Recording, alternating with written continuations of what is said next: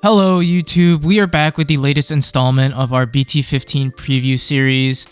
As I said in the previous video, this is a slightly different take to our BT-14 preview, as this time around we're focusing on particular cards and how they fit in to their specific archetype, and mainly, focusing our discussions on cards from this set that attribute to that archetype and to their respective decks and how they sort of affect their outlook on the rest of the BT-15 meta. So hopefully this gives you guys a primer for the set, gives you an idea of what decks to watch out for, what pieces to pick up from BT-15 if you're not planning on buying boxes and mainly going the route of singles. Hopefully this video kind of breaks it down for you and gives you a good idea of, what to get and what to look out for. So this particular video today is going to be focused on Leviamon, which I'm really excited for. Leviamon has always been a deck that, ever since we got leaks of Leviamon X-Antibody, I've really looked forward to. And I've already theory crafted a couple decks revolving around Levia and Levia X-Antibody, just because I like the idea of the card. I love the Kaiju design to the Digimon itself. And the lore of it is something I find very interesting as well. So just a deck that I'm really excited to play, really excited to tinker around with. And I do think it's going to be very strong coming into the BT-15 meta. A lot of people are very fixated on Apocalypse and Melga, and before Anubis got restricted, Anubis was sort of that big sort of bogeyman. But now I think, as we see these restriction lists coming up, I think Levia is going to play a very big role in shaping how this BT-15 season plays out. So I'm really excited for it, and like I said, hopefully this video gives you a bit of a primer to, on what to watch out for. So let's hop right into it here. So the first card we're going to talk about is Gizamon. I think it's a pretty solid rookie for the deck. The on play to give on deletion, lose one memory to an opponent's Digimon, I think is very solid. And does play or synergize very well with sort of Leviamon's idea of deleting and sort of spewing out stuff and deleting them. So gaining that memory back makes your plays a little bit more efficient. The Inheritable, again, is also a good synergizer, as it gives you a back of memory for playing out a Digimon by effect. Very similar to a lot of the rookies that we saw with Anubis, such as Goblimon and, Ogremon, which is the level 4. So I like Gizamon. I don't know if I necessarily would run him in my particular build. At least for my Anubis-based build. I think in the sort of pure Levia-based build, I am running Gizamon. But I think it's pretty versatile. I think it's a pretty solid card. The next card we're going to talk about is Gesomon.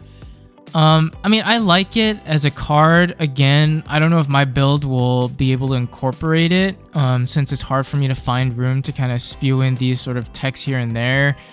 But, hand interaction I've always thought was a fun mechanic and an interesting one that Digimon can really kind of delve into. And Gesomon is part of that. So I think it's an interesting card. I like it. Again, I don't know if I'd incorporate it personally, but it's a good one. The next card, which I think is really nice and really essential to the new Levia X build, is WaruCedramon.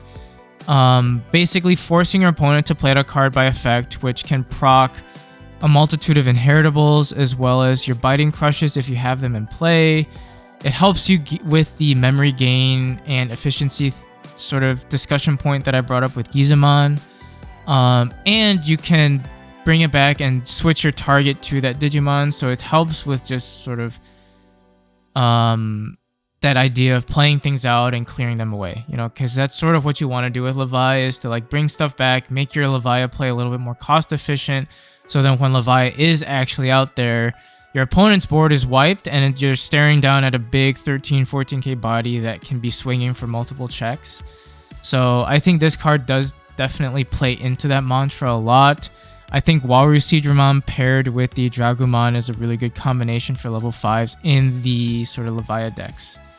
But last but not least, talking about Levia X-Antibody. Guys, this card is just so good. It has aggro and board control all in one.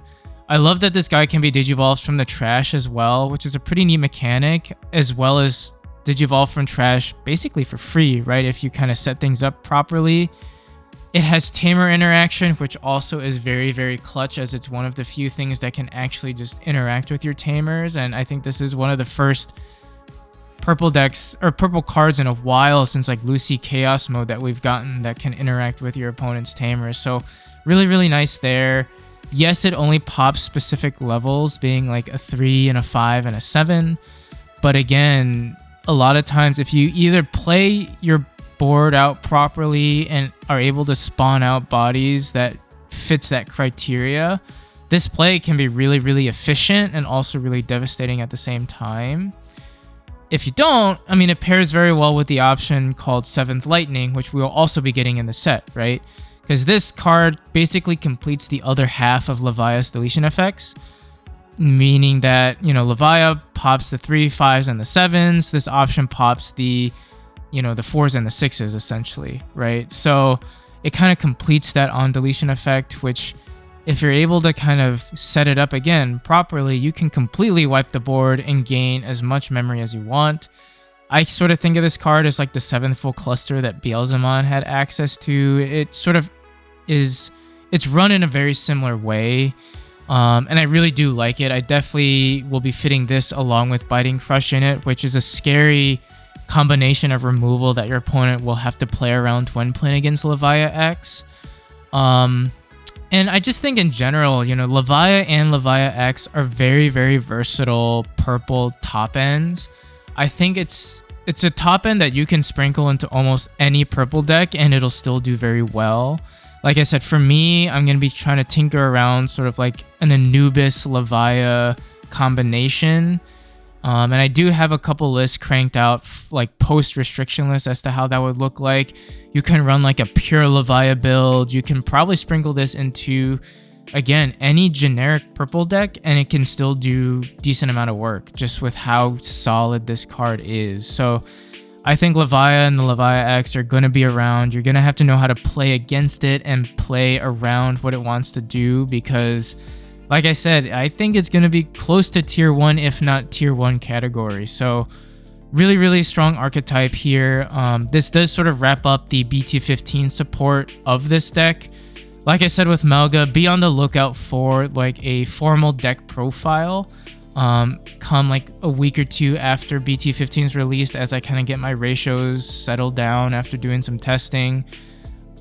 Should be a fun deck, so hopefully you guys enjoy it. If you guys have any suggestions or sort of tips on what you guys are building with, I'd love to hear it.